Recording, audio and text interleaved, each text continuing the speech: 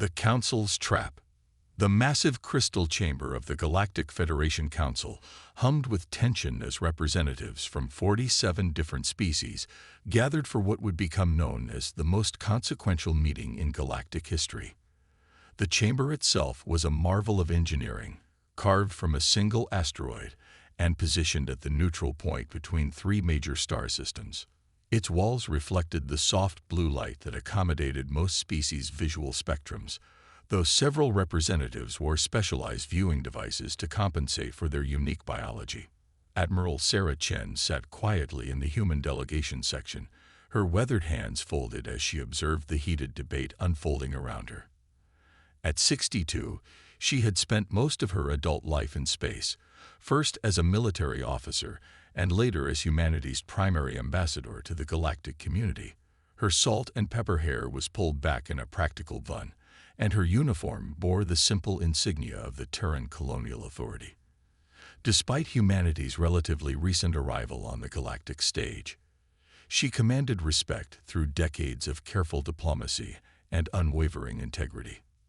The current speaker was Council Speaker Exiled, a towering insectoid whose species had dominated galactic politics for over 3 millennia. Her chitinous exoskeleton gleamed like polished amber, and her 4 arms gestured expressively as she addressed the assembly.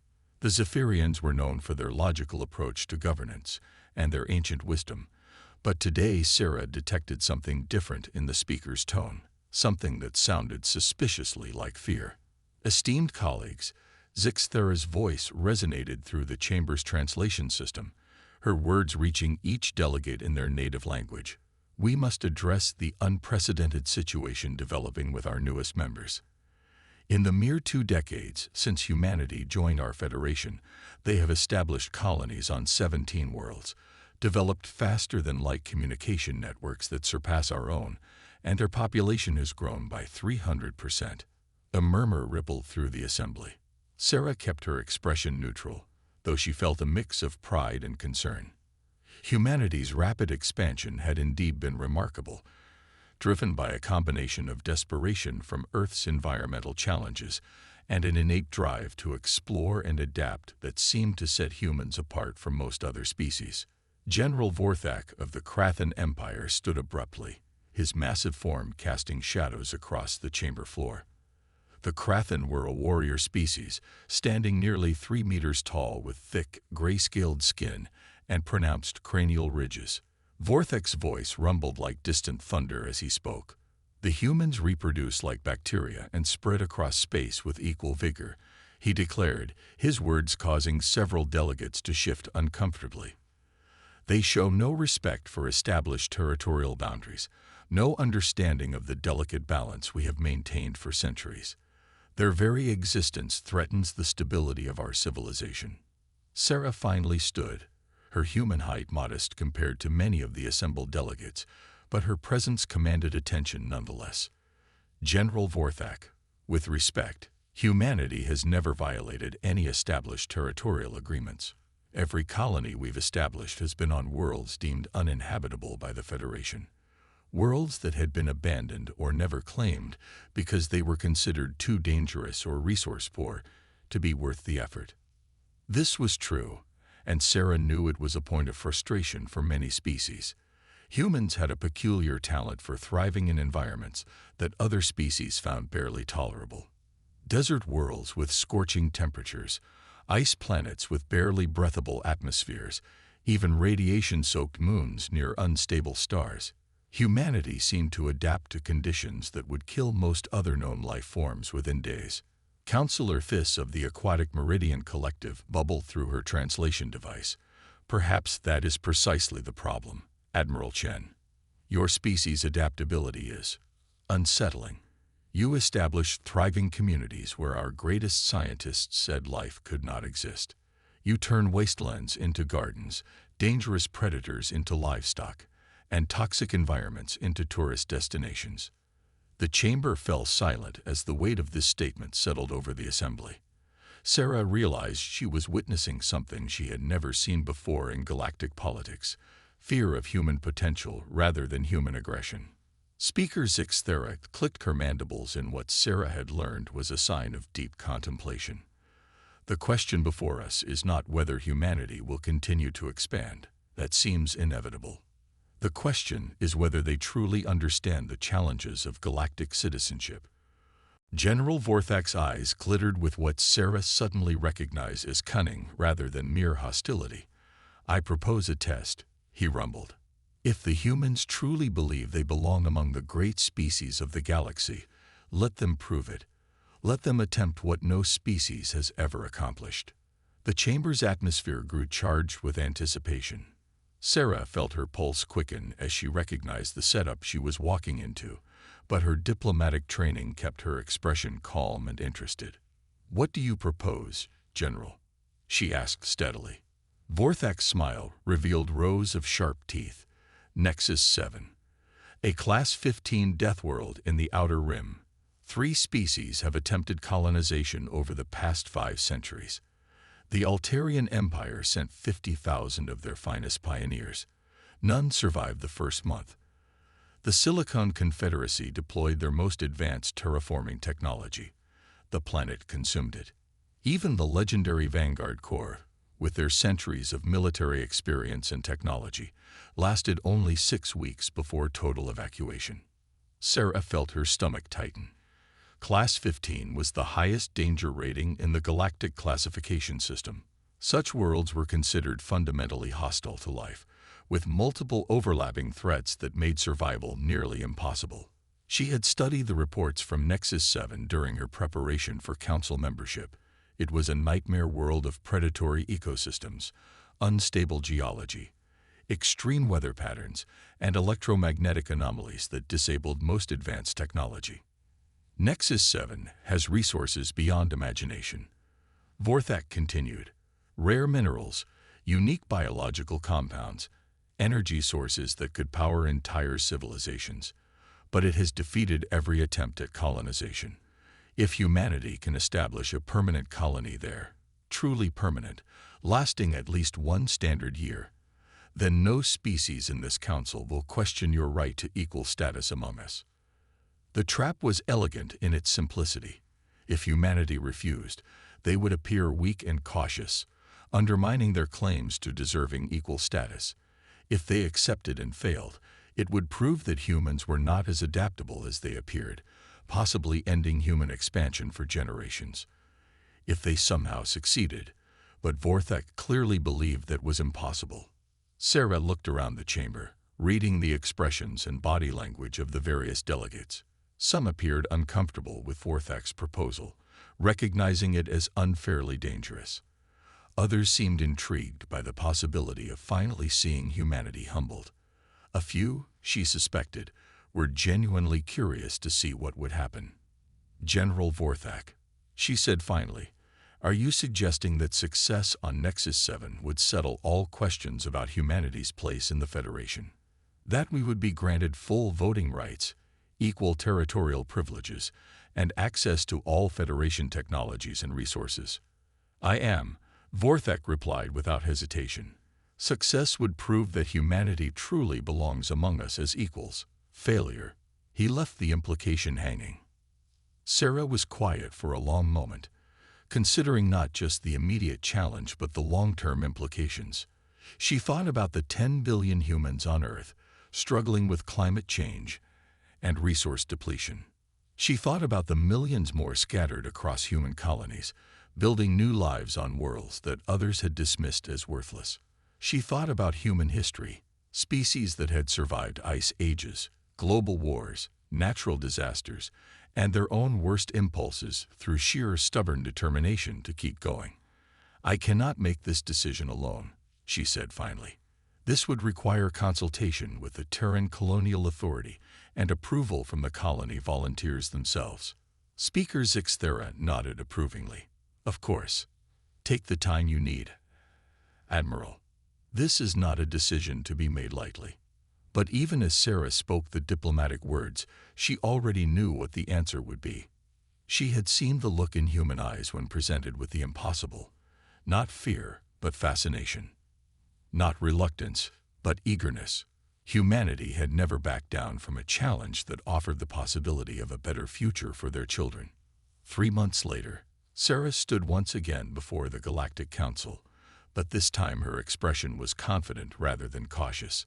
The intervening months had been a whirlwind of preparation, debate, and ultimately, determination.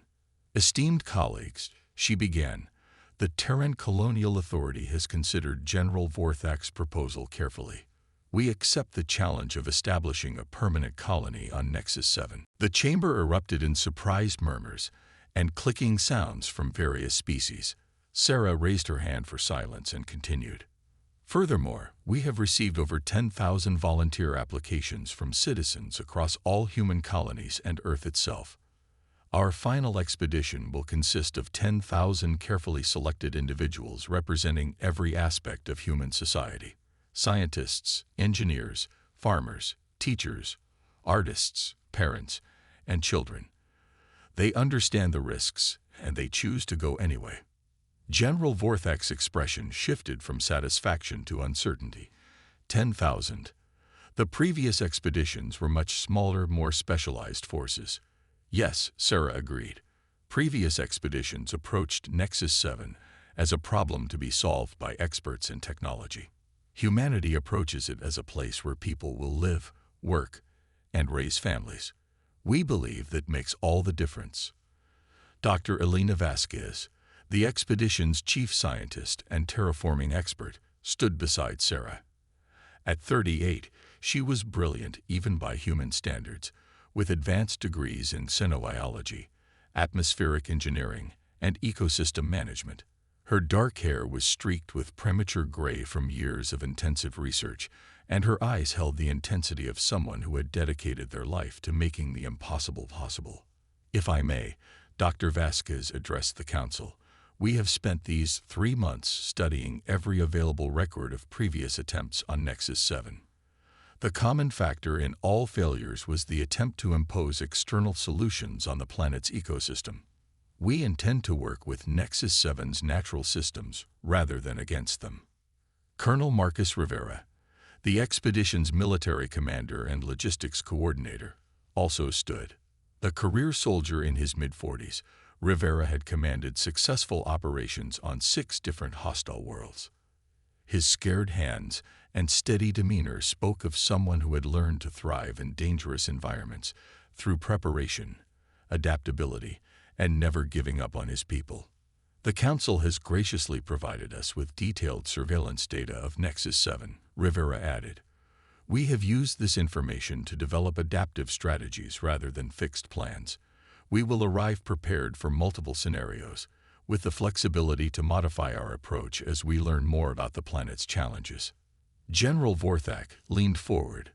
And when you fail, when the planet kills your colonists as it has killed all others, what then? Sarah met his gaze steadily. Then we will have failed honestly, trying to build something better for our children. But General, I don't think you understand humans very well if you believe we will fail simply because others have. The vote to approve the expedition was closer than Sarah had expected. 26 in favor, 19 opposed, with 2 abstentions. But it was enough. The expedition to Nexus 7 was officially sanctioned. As the council session ended and delegates began to disperse, Sarah noticed that several alien species were establishing discrete observation posts to monitor the human attempt. Some clearly expected to document humanity's downfall. Others seemed genuinely curious about the outcome. What none of them expected was that the humans weren't planning to conquer Nexus 7. They were planning to join it. The massive colony ship Endeavor launched from the Titan shipyards 6 months later, carrying 10,000 humans and everything they would need to establish not just a settlement, but a civilization. As it began its journey to the outer rim, hidden monitoring stations throughout the galaxy tracked its progress, waiting to see whether humanity would prove themselves or finally meet a challenge they couldn't overcome. Neither the humans nor their observers could have predicted what would actually happen when human determination met a world that had never been conquered. Humanity's answer. 6 months after the Endeavor had disappeared into the darkness of space toward Nexus 7, The hidden monitoring station established by the Galactic Council maintained its silent vigil. The station was a marvel of stealth technology, positioned at the edge of the Nexus system and equipped with the most advanced surveillance equipment 47 species could collectively develop. General Vorthak himself had insisted on the monitoring capability, wanting detailed documentation of humanity's inevitable failure. Commander Exiled of the Altarian Surveillance Corps reviewed the latest sensor data with growing confusion. Her species had lost 50,000 colonists to Nexus 7 3 centuries ago, and she had volunteered for this assignment partly to understand how the planet had defeated them so completely. What the sensors were showing, however, made no sense according to any known colonization patterns. Status report, requested General Vorthak through the subspace communicator, his voice carrying across the light years from the Krathan homeworld.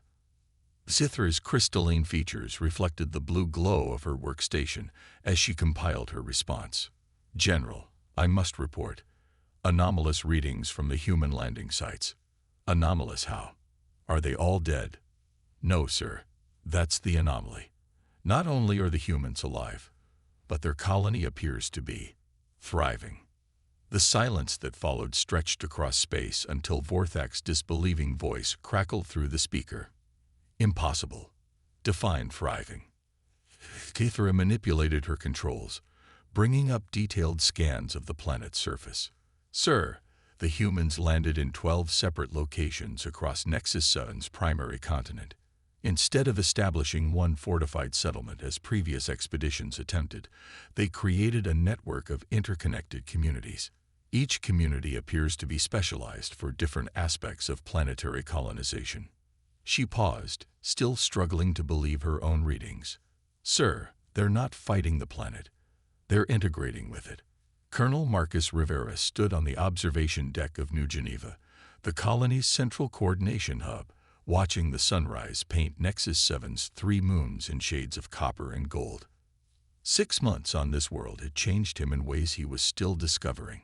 His military uniform had been replaced by practical clothing adapted to the planet's unique atmosphere, and his skin bore the slight violet tinge that came from extended exposure to Nexus 7's radiation, a change that Dr. Vasquez had determined was not only harmless, but actually beneficial to human health. The view from his window would have terrified the original expedition planners. Massive creatures that the previous colonists had classified as super predators grazed peacefully in the valley below, their bioluminescent patches creating a gentle light show in the pre-dawn darkness. These same creatures had been responsible for destroying 3 major installations during the Altarian colonization attempt. Morning report, Marcus, came Dr. Elena Vasquez's voice from behind him. She entered the observation room carrying 2 cups of what had become the colony's signature drink, a blend of earth coffee and a local plant that provided natural protection against Nexus 7's atmospheric toxins. Rivera accepted the cup gratefully and gestured toward the window. Look at them, Elena. 6 months ago, our xenobiologists classified those creatures as Category 5 threats. Now they're part of our agricultural system. Dr. Vasquez joined him at the window, her dark eyes reflecting years of scientific training that had been revolutionized by her experience on Nexus 7. The breakthrough came when we stopped trying to understand them as Earth creatures, she explained. Once we realized they were actually symbiotic organisms, part animal, part plant, part something entirely new, everything changed. She pointed to the largest of the creatures, a majestic being roughly the size of a blue whale, but with the grace of a dancer. The shepherds, as the children have named them, don't just graze on the local vegetation. They cultivate it. Their digestive systems process the planet's natural toxins and excrete compounds that enrich the soil. Follow them for a few weeks, and you'll find the most fertile growing areas on the planet. Rivera nodded, remembering the early days when their agricultural teams had struggled to grow anything in Nexus 7's seemingly hostile soil. And now we're producing more food than we can consume, Elena replied with satisfaction. The surplus crops are being processed into materials we never expected, textiles stronger than any synthetic fiber, building materials that adapt to temperature changes, even medicines that seem to enhance human immune systems. They were interrupted by the arrival of Jake Thompson, the colony's chief engineer and infrastructure specialist. A tall, lean man in his 30s with calloused hands and an inventor's gleam in his eyes. Jake had become something of a legend among the colonists for his ability to turn Nexus 7's dangers into advantages. "Morning, Marcus Alina," he said, his voice carrying excitement. "You need to see what the kids in Settlement 7 discovered yesterday." Rivera raised an eyebrow. Settlement 7 was their youngest community, established just 2 months ago, and populated primarily by families with children. The decision to include children in the expedition had been controversial, but Admiral Chen had insisted that any colony meant to be permanent needed to plan for the next generation from the beginning. "What did they find?" Elena asked. Jake activated a portable hologram projector, showing a 3-dimensional image of what appeared to be a vast underground cavern system. The kids were exploring near the thermal vents, with proper safety protocols, he added quickly, seeing Rivera's expression. "They discovered that the vent system isn't natural. It's engineered." "Engineered by whom?" Rivera asked. "That's the incredible part," Jake continued. "The engineering is biological. The planet itself has created a massive geothermal management system. The thermal vents we've been using for power generation are actually part of a planet-wide climate control network." Elena leaned forward, her scientific curiosity fully engaged. "Are you saying Nexus 7 is artificially maintaining its own ecosystem?" "Not artificially, naturally, but with intelligence behind it. The planet appears to be a single, massive organism. Every creature, every plant, every weather pattern is part of a unified system. And Marcus," Jake's expression grew serious, "it's been trying to communicate with us." The 3 colonists stared at each other as the implications sank in. Rivera was the first to speak. "The atmospheric disturbances that disabled previous expeditions' technology." "Communication attempts," Jake confirmed. "The electromagnetic pulses follow patterns. Dr. Patel in Settlement 3 has been working with the linguistics team to decode them. They believe the planet has been trying to welcome visitors for centuries, but no one stayed long enough to understand." Elena set down her cup, her mind racing. The predator attacks, the environmental hazards, they weren't attacks at all. They were tests. Tests to see if new arrivals were intelligent enough to cooperate rather than conquer, Rivera concluded. And every previous expedition failed the test by trying to impose their own systems instead of learning from the planet's systems. Over the following weeks, this revelation transformed the colony's approach to everything. Settlement after settlement reported breakthrough discoveries as colonists began actively listening to Nexus 7 rather than fighting it. The planet's weather patterns, when properly understood, provided advance warning of optimal times for construction, agriculture, and resource gathering. The dangerous electromagnetic storms that had destroyed previous expeditions' equipment were actually information transfers, the planet sharing data about resource locations, safe passages, and seasonal changes. Most remarkably, the colonists discovered that Nexus 7 had been waiting for them. Deep within the planet's biological memory banks, vast organic data storage systems that had evolved over millions of years, they found records of other species, other attempts at colonization, and detailed analyses of what had gone wrong each time. Dr. Sarah Kim, the colony's chief xenanthropologist, presented her findings to Rivera and the other settlement leaders during their weekly coordination meeting. A slight woman in her 40s with an infectious enthusiasm for alien cultures, Dr. Kim had spent her career studying how different species adapted to new environments. "The planet has been learning from each failed colonization attempt," she explained, displaying holographic charts that showed the evolution of Nexus 7's communication attempts over the centuries. Each time a new species arrived, the planet tried different approaches to establish contact. The Altarians were met with formal, hierarchical communication patterns that matched their social structure. The Silicon Confederacy received logical, mathematical sequences. The Vanguard Corps encountered military-style tactical information exchanges. "And humans?" Rivera asked. Dr. Kim smiled. Nexus 7 approached us as individuals rather than as representatives of a species. It offered different types of communication to different settlements, adapting to each community's unique character. It recognized that humans value diversity and individual initiative. The revelation led to the establishment of the Nexus Partnership, a formal agreement between humanity and the planet itself.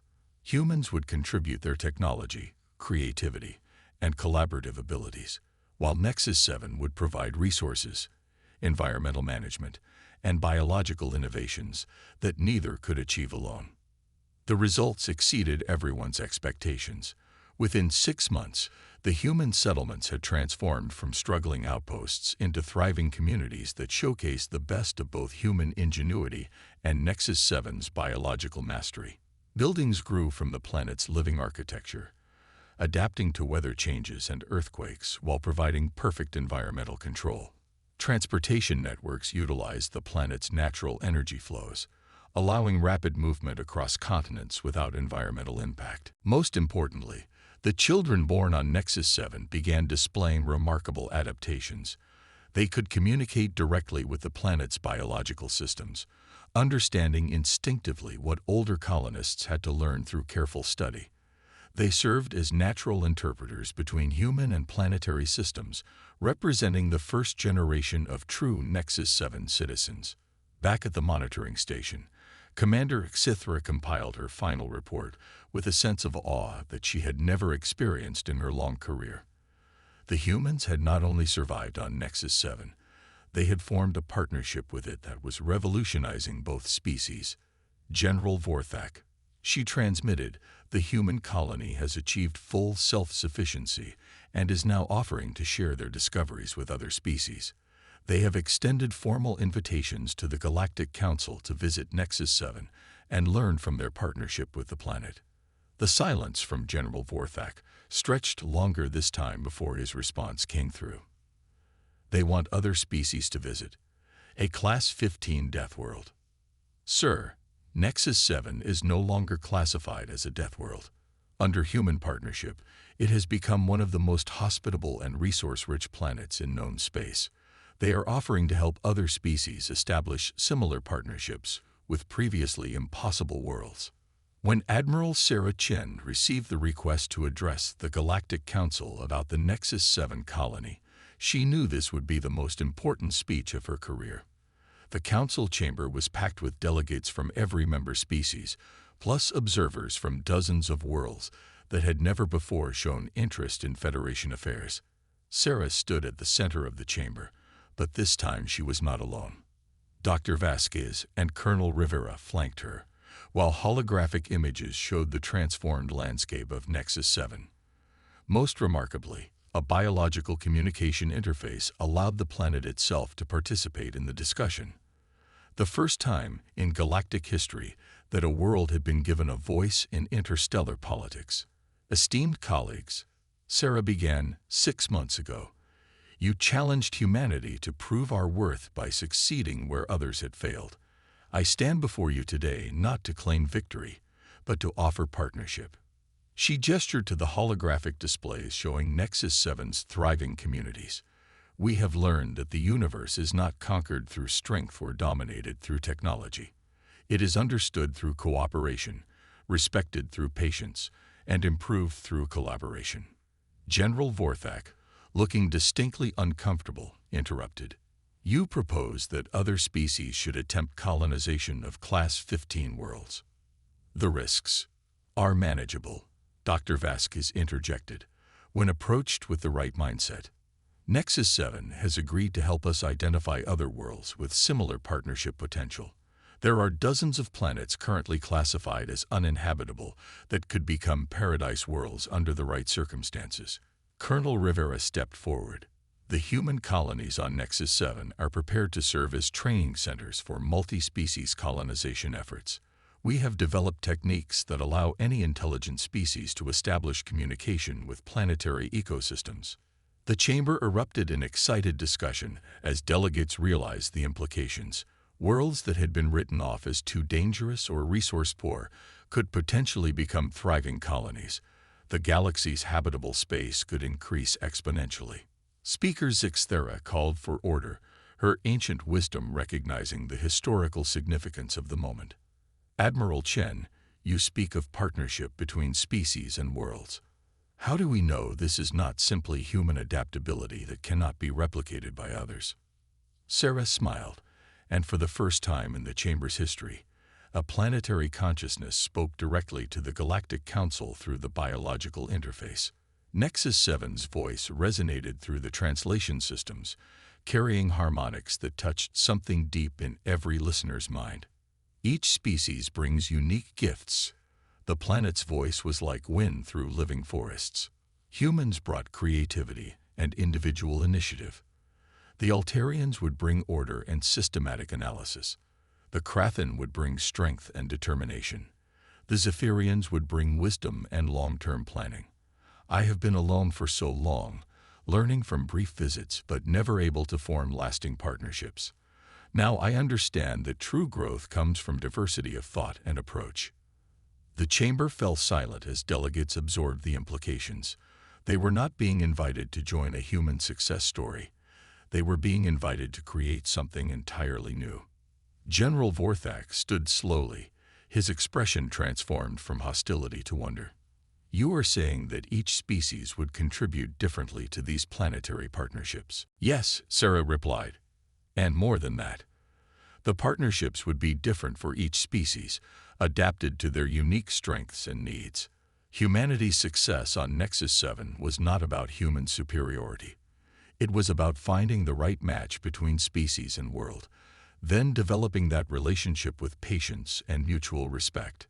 Over the following months, the Galactic Council established the Planetary Partnership Initiative, with humanity serving as coordinators and Nexus 7 providing guidance for identifying compatible world-species combinations. The first joint expedition included representatives from 12 different species, all working together to establish communication with a Class 12 world that had previously been considered marginally habitable.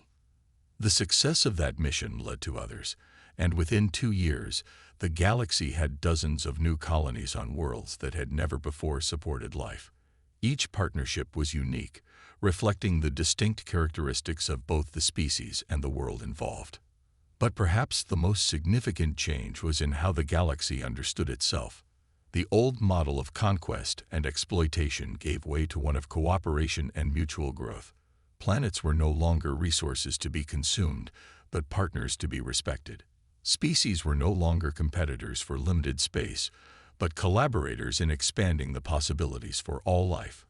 Admiral Sarah Chen stood once more on the observation deck of New Geneva, now serving as the headquarters for the Planetary Partnership Initiative. Through the window, she could see representatives from dozens of species working alongside humans and Nexus 7's biological systems to prepare for the next joint colonization mission. Did you ever imagine it would turn out like this? Dr. Vasquez asked, joining her at the window. Sarah smiled, watching a group of young Zephyrians learning to communicate with Nexus 7's plant networks, while human children taught Krathan engineers how to work with living architectural systems. No, she admitted. When General Vorthak proposed his test, I thought we would either succeed or fail in isolation. I never imagined we would end up transforming how the entire galaxy approaches the challenge of expanding life throughout the universe. Colonel Rivera appeared beside them, carrying his daily report. The Meridian Collective has requested partnership evaluation for 3 aquatic worlds, and the Silicon Confederacy wants to explore partnerships with crystalline planets that match their mineral-based biology. Sarah nodded, then looked out at the thriving community that surrounded them. In the distance, Nexus 7's great shepherds grazed peacefully, their bioluminescent patterns spelling out messages of welcome to incoming ships from across the galaxy. Above them, the 3 moons hung in perfect alignment. And for a moment, Sarah could feel the vast consciousness of the planet itself, patient, ancient, and infinitely hopeful about the future it was building with its new partners. A challenge that was meant to humble humanity had instead opened the door to a new age of cooperation and discovery. And in the end, that was the most human outcome of all, turning an impossible situation into an opportunity for everyone to grow.